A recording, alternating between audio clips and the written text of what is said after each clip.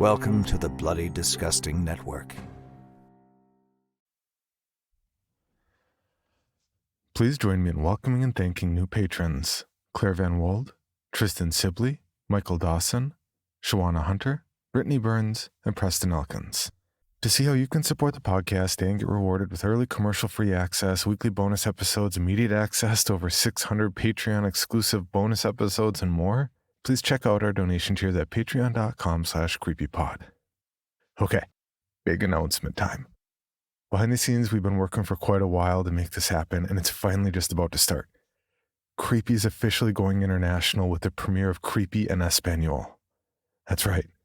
We're expanding Creepy into other languages, and we're starting with Spanish.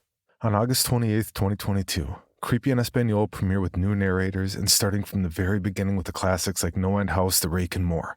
And for you writers out there, this also means that your works could soon have a chance to reach an even larger audience. Check out our submissions page at creepypod.com/submissions for a couple of important changes. And for now, you can search and subscribe to Creepy en Español on your favorite podcast app to hear our new trailer. Thank you all so much for listening and making this possible. And of course, the original Creepy will continue to go on. So, now.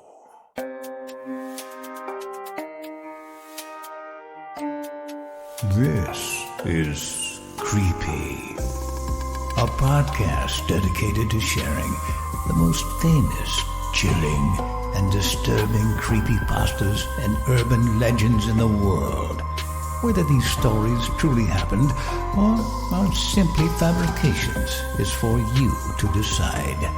These stories may contain graphic depictions of violence and explicit language. Listener discretion is advised.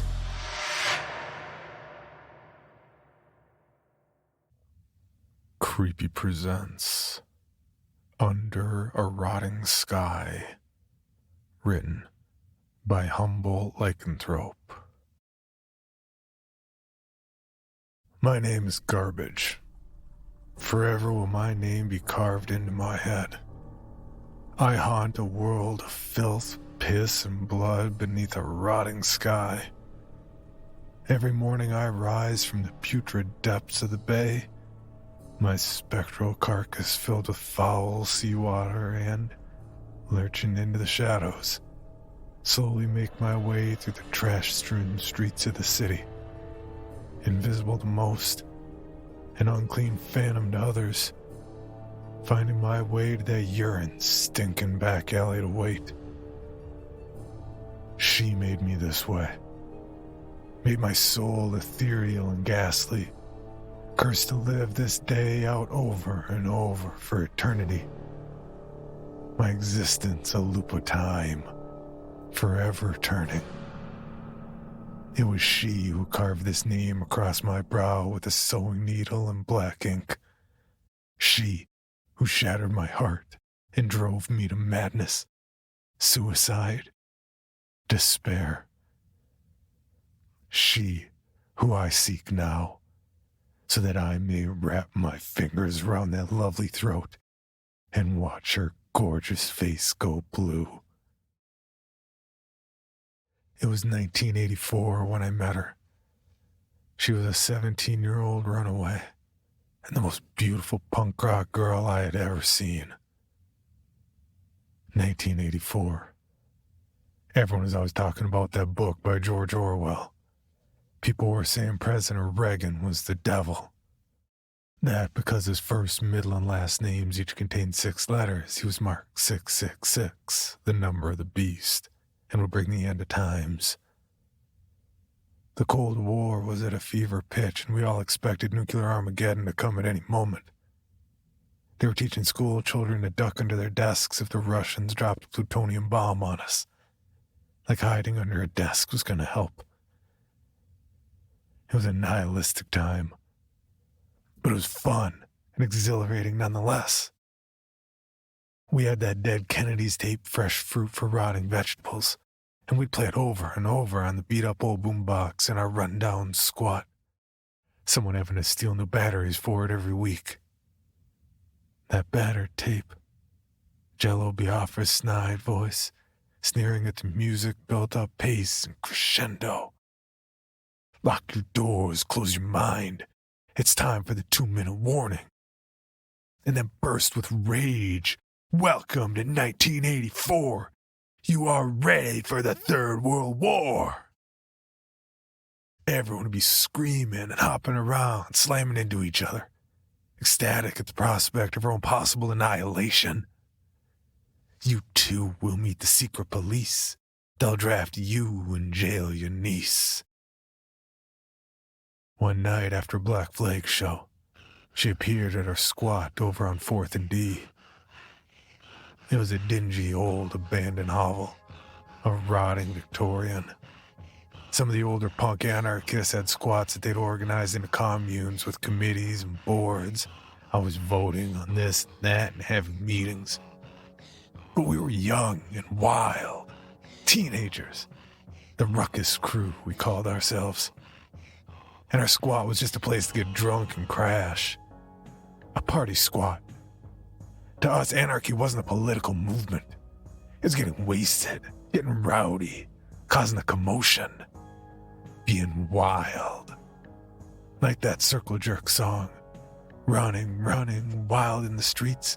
We're running wild in the streets. There are 3 of us at the core of the ruckus crew. There was Slug, big old boy, easily weighing in at 250, with a greasy green mohawk that never seemed to sit right on his head and always flopped back and forth. He got his name because he never seemed to move too fast. Even in the mosh pit, he was slow, but big enough that everyone just bounced off him.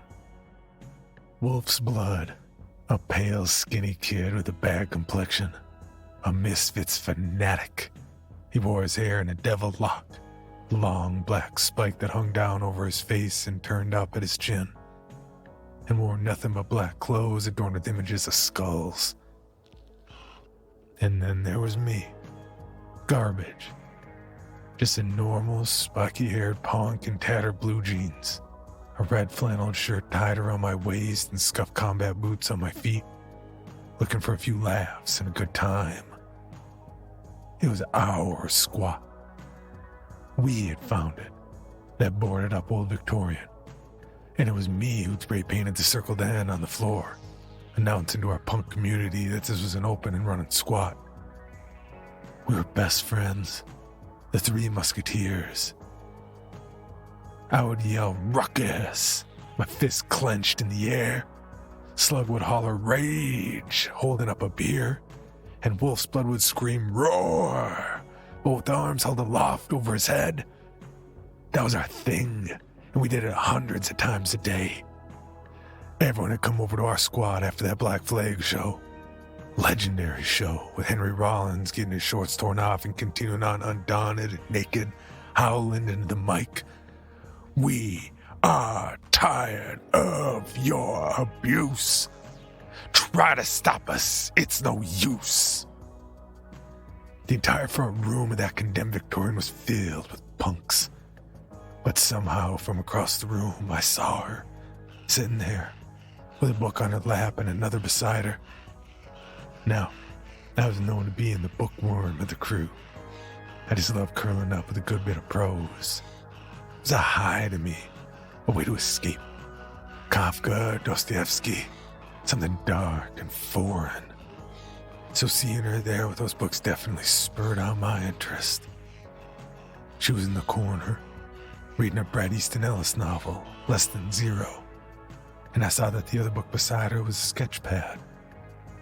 She was going from the book to the drawing pad, sketching a naked girl tied to a dirty mattress. She was insanely beautiful. Her eyes was a natural jet black that offset her pale, porcelain-like skin. Her almond-shaped eyes were caked in black eyeliner, with her rosebud lips painted the same dark hue. She was wearing a bulky leather jacket, metal spikes on the collar and shoulders, with a skinny neck, frail wrists, and torn fishnet stocking-clad legs poking out with 14-eye, steel-toed ox-blood Doc Martens on her feet. "Hey, what's your name?" I asked. She smiled up at me with those thick black lips, a twinkle in her dark eyes. "Raven," I once memorized that poem by Edgar Allan Poe for an English class back in high school. So I said, cool as can be, get thee back into the tempest, and then night's Plutonian shore. Her grin grew bigger and she replied, take that beak from out my heart, and take that form from off my door. Nice, I said. You like that poem, huh? Is that why they call you Raven? No, they call me that because I like to pick at dead things. Well, I'm garbage. She laughed. Well, that's pretty obvious. Oh yeah? And what's your story? She cocked her head flirtatiously and, never losing that grin, said, when my mommy died, my daddy started fucking me. I guess he needed someone to put his dick in, so I ran away. What's yours? I was shocked at what she said, stunned, speechless. I was used to some pretty fucked up shit. I mean, look how we lived, eating out of garbage cans and sleeping in condemned houses. But something about her glittery eyes and cocksure grin just shook me when those words left her mouth. Then Slug came stumbling over with a beer in his mitt, wrapping a beefy arm around my shoulders and giving me a squeeze. Dude, Vomit pierced his dick with a safety pin. He's over there showing it to everyone. You gotta see this shit, come on. And he yanked me away from the strange girl. As he pulled me along, I glanced back over my shoulder and saw that she was still smiling and staring at me.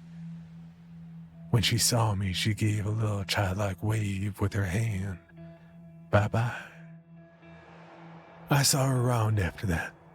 She gained a reputation as being a pretty good tattoo artist, working with only a thread-wrapped sewing needle and some India ink. She gave everyone anarchy signs, the circled N symbol of the squat, the 8-pointed symbol of chaos, the black flag bars. Once I strolled up to her while she was tattooing fuck off across a rowdy girl named Discharge's knuckles, the blood and ink flowing over her fingers and staining Raven's hands black. I asked if I could look in her book of drawings. Well, it's kind of personal. She gave me a glance and a grin.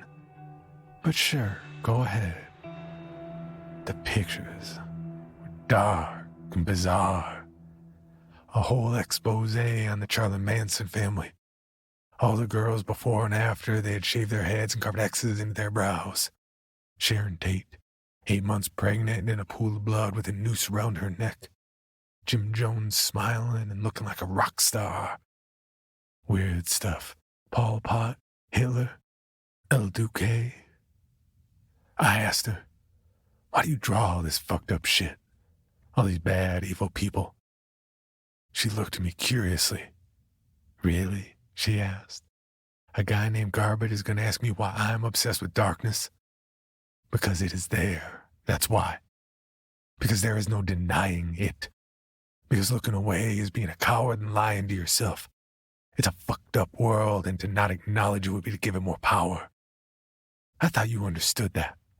I nodded my head, marveling over her. I did. I understood. I just wanted to hear you say it. And that was the truth, because I had understood that. I just needed her to say it before I ever knew I did.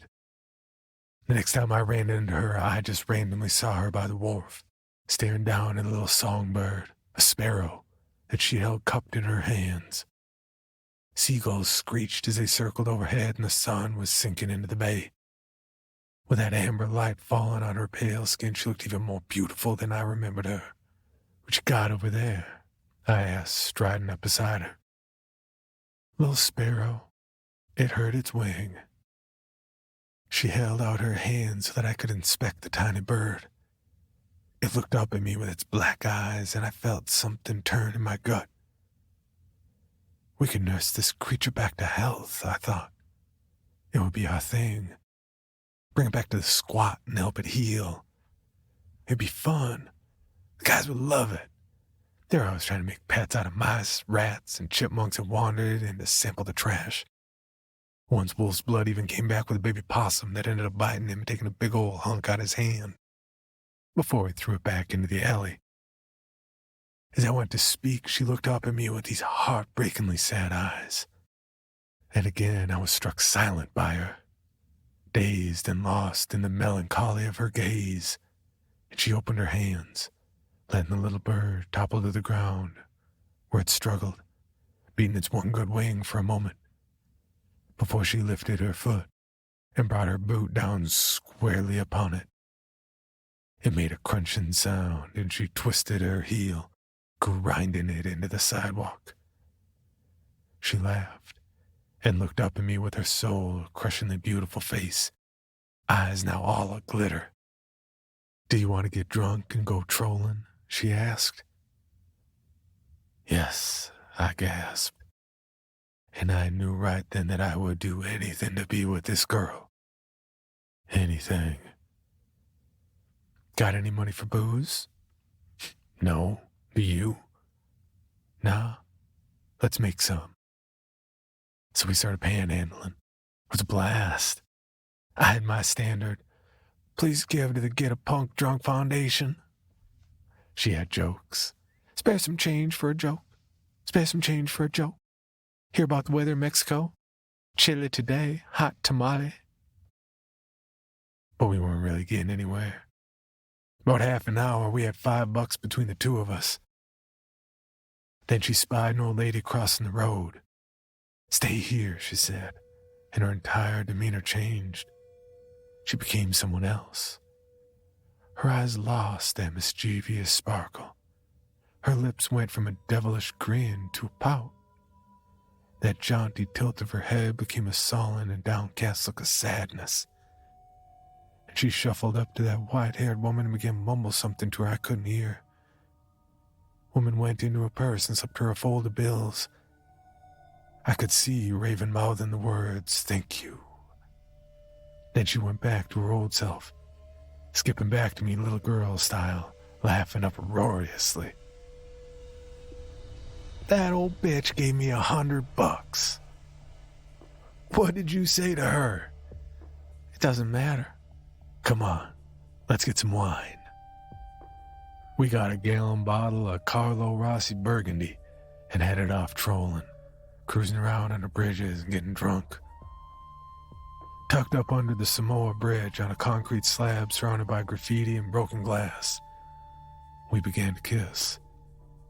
The taste of cheap wine was as sweet as candy on her lips. She seemed eager to fuck, unbuttoning my pants, pulling off her panties and drawing me into her. But as I began to move my body over her, I noticed she was weeping, crying quietly. Her eyes clenched shut. What is it? Do you want me to stop?" "No," she said. "It feels good. I like it. Please don't stop. Don't stop." So I rocked against her. I could feel her begin to writhe and move beneath me, meeting my strokes with her own. Our rhythm gaining momentum until she moaned and shuddered and I knew she'd come. Then I let myself go, and we lay there clutching each other in the darkness, the traffic overhead making the bridge tremble slightly and hum. We drank more wine, cuddled up. She told me about her father, the way he would come into her room at night after her mother had died and have his way with her. She cried. I told her it was all right. She was gone from him now, and she would never have to go back. We fell asleep clutching each other and woke up in the dim pre-dawn light, freezing and shivering. We fled back to the squat, holding hands and giggling, still drunk. We were inseparable from that moment on. She stopped crying during sex and wanted to fuck everywhere, in alleys and gutters, the dark corner of the club while true sound of liberty played Darken My Love. We were giddy and got high just staring into each other's eyes. The first tattoo she gave me was a black heart. "Take off your shirt," she said, her dark eyes twinkling as she got out her little tattoo kit. "I want to give you something. I slid my shirt over my head and lay back as she straddled me and began to press black ink into my skin with her sewing needle, etching a large ebony heart in the center of my chest. The next tattoo she gave me was garbage across my forehead. We were laying on an old mattress in an upstairs room of the squat where we had made ourselves a little room of our own, drunk as usual. I said, "I want a new tattoo. Give me a new tattoo." "What do you want?" she purred, licking her lips and pressing herself against me. "Whatever," I muttered as she began to nibble on my ear. "How about garbage across your forehead?" Whoa, that's hardcore. I think it'd be hot, sexy. I'd known for a long time I would do whatever this girl asked. She held me in the palm of her hand, just as she had once held that little sparrow. "Sure, babe, if you think it's hot." I lay there laughing as she poked in my flesh with a thread-wrapped needle dipped in ink. It took a long while, and by the time it was over, it hurt like hell and was bleeding profusely. I'll never forget looking into that dingy chip mirror and seeing my reflection staring back. The word garbage printed permanently across my brow in a sloppy, childlike scrawl, blood and ink dripping down my face. Then there was that insane Butthole Surfer show. That was the night everything changed. The Grateful Dead were in town, so there were these dreadlock hippies everywhere. Tons of them showed up at the show. They were just giving away tabs of acid, so Raven and I ate a bunch of the little paper squares, the image of Snoopy embossed upon them. It was the strangest night of my life. The club was packed and very dark. There were screens set up with unsettling and weird images flickering on them. Sex change operations, car accident victims, flocks of birds and schools of fish. A large section of the audience were bowing down in worship to the stage where two drummers were banging out a primitive tribal beat. The guitarist was fiddling around, making squawking sounds and feedback. Mist poured out of the smoke machine and the entire stage was engulfed in fog, at the center of which was an obese, naked woman, painted green, writhing and squirming to the beat. Then Gibby came out, tall and shirtless, mumbling incoherently into the microphone. As I listened and started to make out the words, I realized he was riffing on that Doors song, The End. And I walked on down the hall, and I came to a room where my mother was, and I noticed she had shaved her pussy just for the occasion. And I walked on down the hall, and I paid a visit to my father, who looked down at me with green eyes and said, "Son, Satan, Satan, Satan." Suddenly the room erupted into violence and chaos as the riff to Black Sabbath's Sweet Leaf came blaring out of the speakers. The lights were flashing, bodies were hurling through the air, and the screens were filled with images of mushroom clouds exploding over and over. Then I noticed Gibby had a shotgun and was firing blanks into the crowd. It was utter insanity. The acid had fully kicked in and everything was shimmering and melting. I didn't know if I was in heaven or hell, but it was awesome. Amazing. Raven and I just stood there in the back of the club holding hands, entranced by the spectacle. The rest of the show was just pure anarchy. Gibby was setting things on fire and throwing them into the swirling mosh pit. People were dangling from the ceiling beams and hurling themselves off of speakers. That fat, naked lady gyrating in the mist the entire time, like the calm in the eye of the storm. Afterwards, we all went back to the squat to party. Raven was high as hell and acting really weird. She kept biting my neck and sticking her hand down my pants, grabbing at my dick. "Come on," she kept whispering. "Don't you want to fuck me? Come on." I did. Of course I did. But I also wanted to be with my friends. We were all amped from the show. Nearly all of us had eaten acid and were still pretty high. That wiry, high-energy high after an LSD peak. Come on, just a quick one. Come on, baby. All right, I finally relented, letting her drag me away by the hand. Yo, Garbage, where you going, man? Slug called out. I'll be right back, I shouted back over my shoulder. Yeah, sure you will, Wolf's Blood chimed in. When we got to our dingy little room, she immediately threw me down on the mattress and stripped off her clothes. She was on me and unbuckling my pants before I had time to even pull off my tattered t-shirt. Then things got weird. Real weird. She was straddling me, moaning, and she said, "Come on, fuck me, daddy. Fuck your little girl. Fuck me good." Jesus, Raven, I muttered. What are you saying? And she slapped me hard, right across the face and flipped me over so that now I was on top of her. Still moaning, she muttered, fuck me so good, daddy. Hurt me, bite me, make me bleed." Raven, what's going on? I asked, and she grabbed me by the hair and pulled my head back, dug her nails into my side. "Do it, bitch," she growled. "Bite me and make me bleed." And so I did.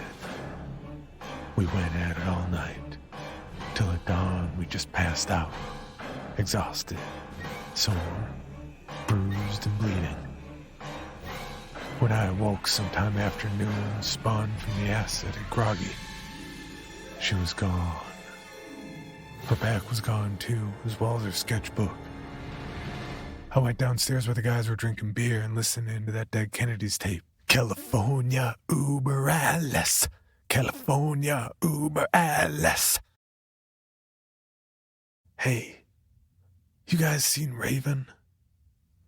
Saw her leave, Slug said, slurping the froth off a freshly opened can of Pabst.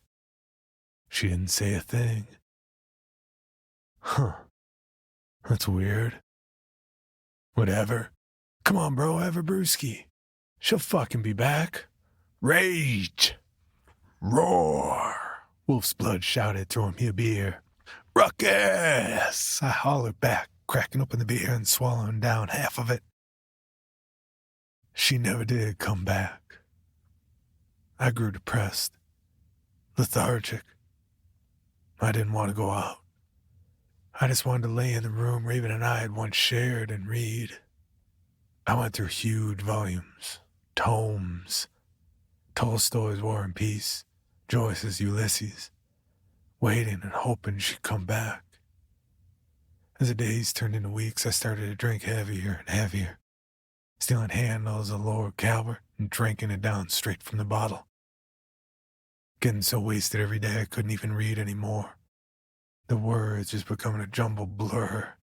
Ruckus! I'd yell to my friends, falling down, ready to puke, struggling for balance. Rage! Roar! They'd shout back. But it wasn't the same. It felt lackluster. I wasn't the same. And I knew they could tell. "You gotta forget about that chick, bro," Slug told me one night. "She was a fucking nutcase anyway." "I know, man, I know," I muttered. But I knew he could never know how much I loved her. Never understand how much I missed her. How I ached, sometimes snuck away to drunkenly weep and puke, my heart a shattered mess. Then one day I saw her. I was out by Cutting, looking for new territory to panhandle in, desperate for a bottle, and I saw her leaving the Catholic school there. At first I thought it was an illusion, that it was just someone else, that I was seeing things. For she was all done up in a Catholic school uniform with a plaid skirt, white button-up shirt, and blue blazer. But as I got closer, I saw it was definitely her. That gorgeous face, those twinkling eyes. She was walking with another girl, backpacks slung casually over their shoulders. Raven? I asked, stunned as I approached her. Oh, God, Garbage. You know this guy, Karen? Her friend asked. Karen. I'd never even known her real name. Yeah, just give me a minute, Jenny. I'll be right there, she said to her friend, who gave me a snide up and down look as she sauntered away. Then Raven turned to me. Garbage, how are you? Awful. I'm fucking awful. I miss you. What happened? Where'd you go? I just had to get away from that life. I snapped that night. When I woke up, I realized that I just couldn't take it anymore. Begging and eating out of garbage cans, that disgusting house. I just needed to get my life together. I'm going to graduate this year, and then I'm going to art school in Portland. I've already been accepted. What about me? I love you. Yeah, and I love you too, Garbage. I do, and always will. Our time together will always be special to me. I just had to give that life up. I'm living back with my dad, and things are going good now. Things are going good now? You told me he raped you. Keep it down. Don't make a scene. Maybe it wasn't all him. Maybe I was to blame as well. We worked it all out. Worked it out? I can't believe what you're saying to me. You said he raped you when you were 16 years old. How can you be to blame? This is fucked. Look, Garbage, you gotta calm down. You just don't understand. Understand? No, I don't fucking understand. You told me you loved me, that we'd be together forever. I do love you, but I never said we'd be together forever. Right now, I just can't be with someone who has garbage tattooed across their forehead. I can't. But you did this to me! Nevertheless, what would my father say? He's paying for me to go to art school, and he's laying down some very strict rules. Your father? Your fucking father, the pervert? The rapist? All right, that's it. I've got to go. Look, it was a good time, but we both just have to move on, so please just leave me alone. Come on, Jenny, she shouted to her friend. Let's get going. And they left me standing there, lost and alone. I could hear her friend say to her as they strolled away, I can't believe you know that guy. He smelled. And the way he was dressed, gross. And was that garbage written on his head? After that, I began to stalk her. I found out where she lived and spent days by the trash cans in the alley across from her house, drinking and watching. Winter was coming, and the sky was growing dark with black clouds. Clouds that looked like mold, like rot. I saw her father come and go. Smug-looking guy with salt and pepper hair, always dressed in a blue suit. He'd get into his BMW every morning and be back at 6 every evening. It was his fault. That sick fuck. This was all his fault. I decided I was gonna kill him. There in that piss-stinking alley beneath that rotting sky, I found a rusty crowbar. Not the little things used to pry off hubcaps, but a big industrial length of heavy metal used to tear down walls and pry apart boards. The door to their house was unlocked, and I just strolled right in. Half blacked out drunk. He was asleep on the sofa in front of the TV. He didn't even see it coming. I walked right up behind him, lifted that heavy piece of metal over my head and brought it down into the top of his head. He made a kind of surprised sound like, huh? As his skull shattered. Again, I lifted it and swung, blood and bits of brain spraying over me till I was soaked in gore. And again, until there was nothing of his head left but a bloody stump with his tongue lolling out to the side. At first, I thought the screaming was in my head. This loud, piercing cry. But when I turned, I saw it was her, Raven. She was standing there at the bottom of the stairs, screaming. When she saw me turn toward her, she ran up the staircase. I followed behind her, reaching up to grasp an ankle. She fell with a thud. I climbed up over her.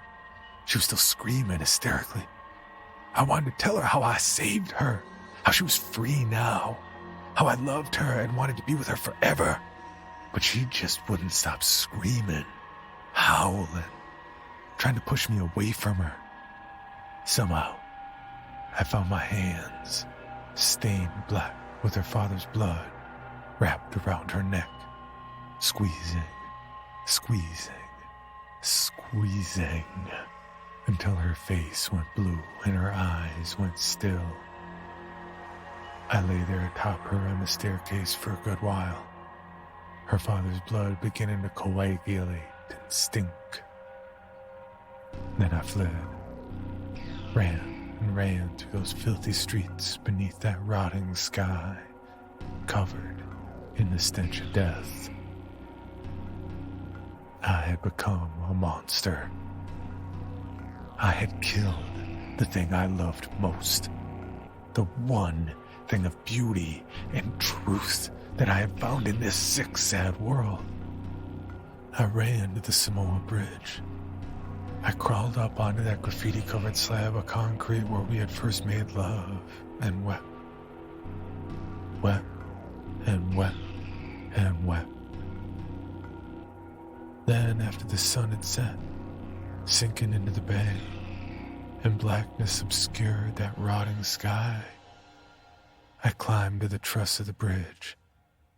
Up and up I went into the darkness of night. And when I had reached the top, the pinnacle, and I could go no further, I threw myself off into the darkness below.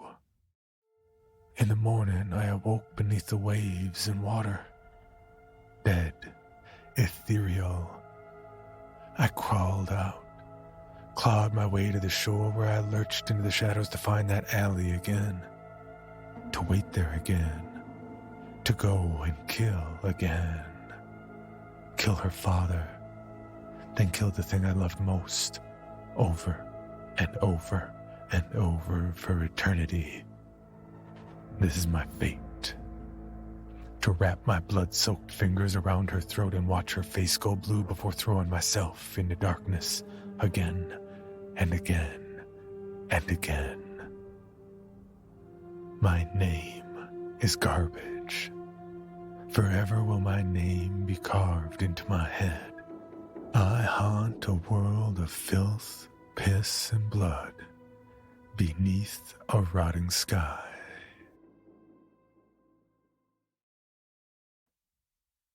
For your bonus episode, Creepy presents My Husband Keeps Asking the Same Question Over and Over, and It's Driving Me Up a Wall.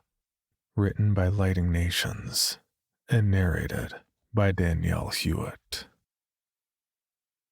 My husband started telling dad jokes before he was old enough to pour his own juice.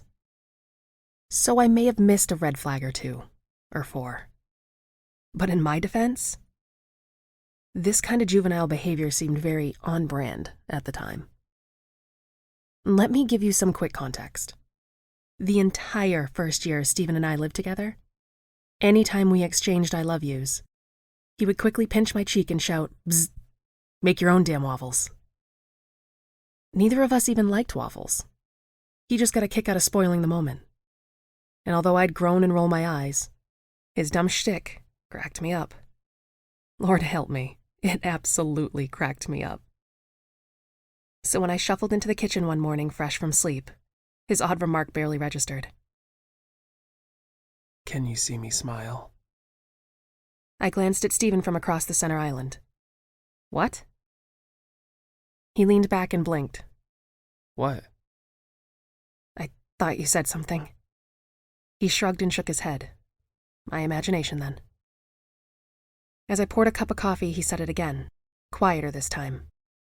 "Can you see me smile?" Here we go. Stephen's jokes were usually unfunny for the first week or two, until his relentless commitment tickled my funny bone. "That's nice, honey," I said after a yawn. Then I circled the island and went in for a kiss, but instead noticed a sore beneath his left nostril. Oof, get some cream on that. On my way out of the room, Stephen began ratcheting coughs. Things seemed normal for the next few days. He periodically dropped the smile line mid-conversation and then continued on like normal. Once or twice, he even said it over the phone. Hey, hun, I'm at the store. Do we need any... Can you see me smile? Kitchen roll? Stephen picked up some cream for his increasingly gruesome scab, although that didn't seem to help. If anything, it made things worse. One evening, as we sat down to dinner, he slurped up some pasta, stared dead into my eyes, and twisted his mouth in this horrible pumpkin grin. Can you see me smile? I set my fork down. Okay, enough. It's been a week, and I'm still not laughing. What are you talking about? That stupid "can you see me smile, can you see me smile" thing. He cocked his head to the side. Huh? Don't even start. Just drop it already. The two of us went back and forth, him pushing me to explain myself, me growing steadily more agitated. Can't you admit this gag didn't land and move on? Well, the only gags I do land are ones about airplanes. But I still don't understand what you're talking about. The tension immediately dissolved as I half-groaned, half-chuckled at his zinger. Later, as I soaked in the tub with 2 cucumber slices over my eyes, the door at the far side of the room creaked open. "Stephen?" I called. Another creak. "Hello?" I slid up, catching the slices. There was no one else in the steamy room. A draft had most likely blown the door open. I settled back into a comfortable position. Afterward, while toweling myself off, I noticed a smiley face on the fogged-up mirror above the sink, accompanied by the words, "Can you see me smile?" Stephen had already turned in for the night, so my lecture about boundaries got placed on hold until morning. Sometime after midnight, an awful dream about falling into this endless black void startled me awake. For a moment, the sensation carried into the real world, no doubt because the mattress had compressed beneath our combined weight. I opened my eyes in an attempt to escape the sensation of that awful dream and saw Stephen, who held himself directly above me, supported by his elbows and knees. His nose was pressed right up against mine. I bit down on a scream. Stephen's sore had spread. Now he looked like a toddler after devouring a plate of jam sandwiches. Was he picking at those oozing scabs? "What the fuck?" I shouted.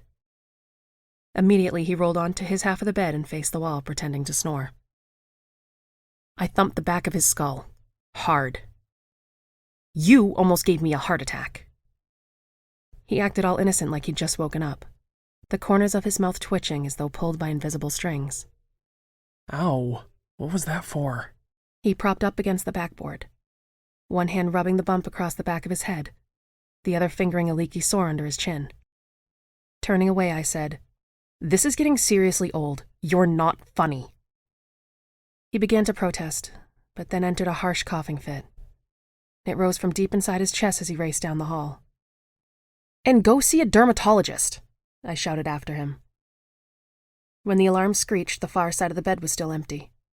I crossed the upstairs landing and went into the bathroom, where Stephen stood before the sink, eyes fixed on his own reflection. He stretched and twisted his lips, which had gone pale at the corners, using his forefingers. From the doorway I said, "Look, sorry about last night, but you scared the crap out of me. Can we act like the whole thing never happened?" He pulled the sides of his mouth apart. The gums looked gray and unhealthy. I rolled my eyes. "Fine." On my way across the hall, he shouted, Can you see me smile? I called my mom from work, who listened to me vent for 20 minutes. He just won't give it a rest with this smiling thing. Be upfront.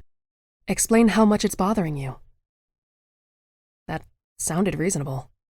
Stephen liked juvenile jokes, granted, but he wasn't a man-child or anything. Most likely the two of us could get this straightened out and then go for a romantic meal someplace fancy. Back home, Stephen was in the downstairs lounge, furiously scribbling into a notebook. "Can we talk?" I asked.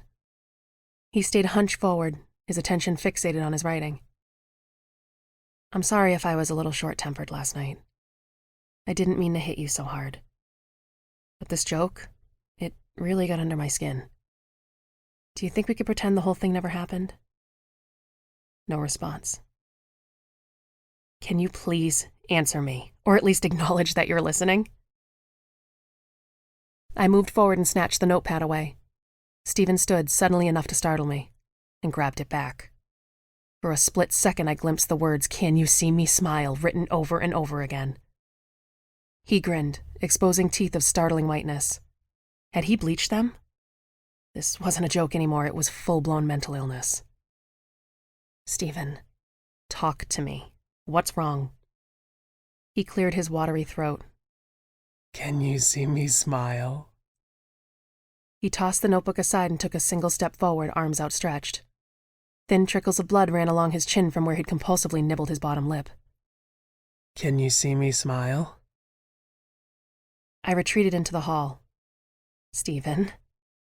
Can you see me smile? He coughed harshly before saying it again in kind of a hoarse growl. Thick wads of saliva flew from those pale lips. I spun on my heels and made for the door, Stephen walking after me. Can you see me smile? He followed me out of the house and across the front walkway. The second I pulled the door of my Ford Escort shut, he drum-rolled the window. Can you see me smile? Can you see me smile? As I slipped the vehicle into gear, he breathed over the glass to fog it up and wrote backwards, C-A-N. It's a miracle I didn't plow over him barreling out of that driveway in reverse. My eyes had gone all red and puffy by the time I reached Mom's place. The police showed zero interest in Stephen's condition. Yeah, sure. Your husband keeps telling you to smile. We'll get right on that. Neither did the paramedics. You want us to send an ambulance over a nasty rash. Stephen didn't respond to any of my messages nor answer my calls. That night, I lay awake praying he was okay, that he'd made use of the mental health resources I'd sent over. Mom told me to steer clear until we could arrange for somebody to accompany me home. But laying in that cold, empty bed, I had a terrible nightmare about Stephen hurting himself. He needed help. I couldn't wait. When I pulled into the driveway, the house was entirely dark. A nasty aroma hit me the second I pushed open the front door. A strangely familiar, coppery scent. There were dull thuds from somewhere upstairs. I slowly climbed the steps. In the landing, I flicked on the lights and stifled a yelp. Scribbled up and down the walls were the words, "Can you see me smile?" Stephen had covered every inch of space from floor to ceiling. My heart kicked into a higher gear. The door to the bathroom was slightly ajar. I tiptoed forward, the color of the writing switching from black to red in what I assumed was lipstick or paint. Gently, I rapped the door. "Stephen?" I called so low I almost couldn't hear myself. Then, after a little while, I went in. My husband was crouched in the corner naked, his back to me. He dragged a lobster-red hand up and down the wall, smearing the word C over the cream-colored tiles, stopping only to replenish the ink by vomiting thick red phlegm onto his fingers. Oh, fuck. It was blood. He'd written those words with his own blood. Can you see me smile? He snarled along with a full-body spasm. There was something wrong with his voice. He sounded like a patient in a dentist's chair with a prop in their mouth. The door made a creak sound as I flinched back without meaning to. Stephen's head perked up. I spun into the hall and raced toward the stairs. Halfway there, Stephen threw himself hard against the back of my legs, sending us both careening down the steps. I landed flat on my back. Directly above my head, 2 blurry light bulbs circled one another. I watched them go round and round until 2 Stephens, their mouths caked with dry, crusty blood, leaned into my window of vision. He pinned me down, in between gruesome wheezes that slid up from his throat. He repeated those 5 words again and again. As my vision stabilized, I realized it wasn't just blood on his face. Tendons and jaw muscles were exposed, pulling and vibrating like overtuned guitar strings. Fragments of bone even shined through in places. The lips and the surrounding area had been chewed or cut or scratched away. His cheeks hung loose in torn flaps. He brought us nose to nose, his exposed jaw inches from my mouth. Can you see me smile? That raw sewage breath absolutely reeked. A big purple tongue slid out of his mouth, finding its way inside my right nostril. As I lashed out against him, raw meat peeled away beneath my fingernails. He eventually made a sound like a cat hacking up a furball, exposed teeth chattering and closing and crunching. I seized the opportunity by worming my way out from under him and made my break for the kitchen, where I armed myself with a steak knife. He followed me into the room, canines bared. "I'm fucking warning you," I screamed. He grinned, although I could tell only by his eyes, those mad eyes that almost seemed to laugh. As he shuffled forward, his pincher jaw clamped shut again and again. Finally, he lunged, and I rammed that knife straight into his throat. Stephen's body went completely limp before slumping to the floor. Paramedics actually retched when they arrived. "Craziest fucking thing I ever saw," said the taller of the pair. A police officer couldn't believe the story. Still a stammering mess, I recounted how Stephen had mutilated himself before attacking me over and over. He took me to the station for an official statement, after which Mom took me to her place, where, for some odd reason, my mouth wouldn't stay closed. I sobbed into her shoulder, licking my lips again and again. My tongue had the texture of a carpet, plus something kept turning over in my gut. Acid reflux, maybe.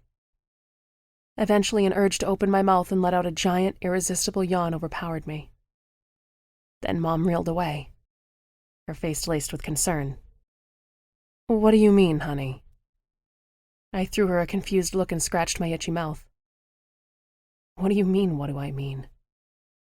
She reached over and wiped a tear off my cheek. "Why wouldn't I be able to see you smile?" For more information on this podcast, including how to submit your own story for consideration, please visit creepypod.com.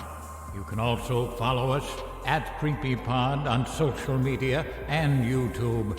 All stories told on this podcast are done so through Creative Commons Share-alike licensing or with written consent from the authors. No portion of this podcast may be rebroadcast or otherwise distributed without the express written consent of the Creepy Podcast production team and the story's author.